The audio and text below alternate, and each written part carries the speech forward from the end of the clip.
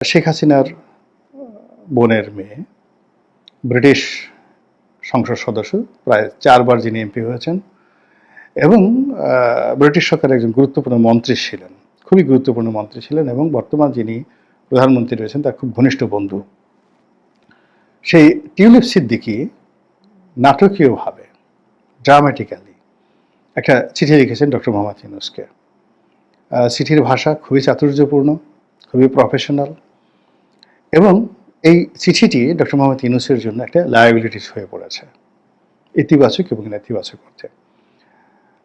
নেতিবাচক হলো যে চিঠিতে টিউলিপ সিদ্দিকী তাকে একবারও অন্তর্বর্তীকালীন সরকারের চিফ অ্যাডভাইজার বা রাষ্ট্রপ্রধান বা সরকার প্রধান কোনো কিছু সম্বোধন করেননি।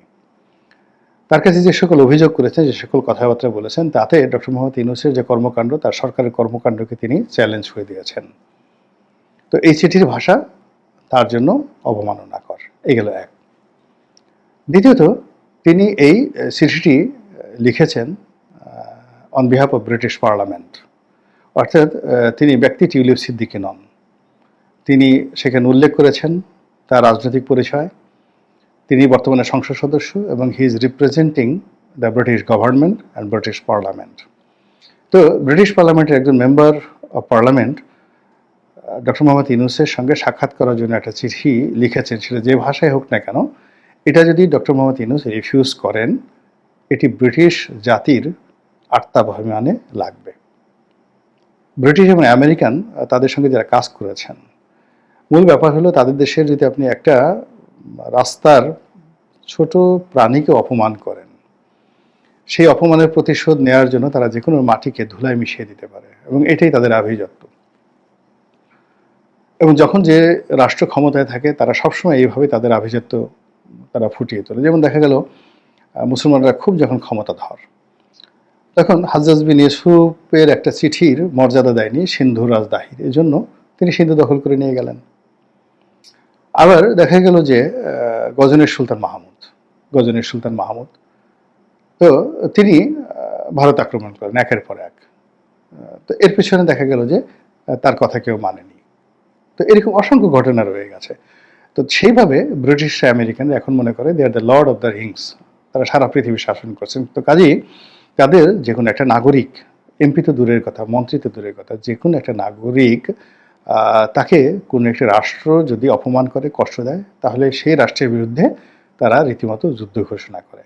তো সেই দিক থেকে টিউলিপ সিদ্দিকী যে চিঠিটা লিখেছেন, এটিকে ডক্টর মোহাম্মদ ইউনূস কীভাবে মূল্যায়ন করবে তার উপর ব্রিটিশ সরকারের সঙ্গে তার সম্পর্ক নির্ভর করবে। এইরকম একটা কূটনৈতিক জটিলতায় টিউলিপ সিদ্দিকী তাকে ফেলে দিয়েছেন এবং সেটি নিয়ে এখন আলোচনা হচ্ছে।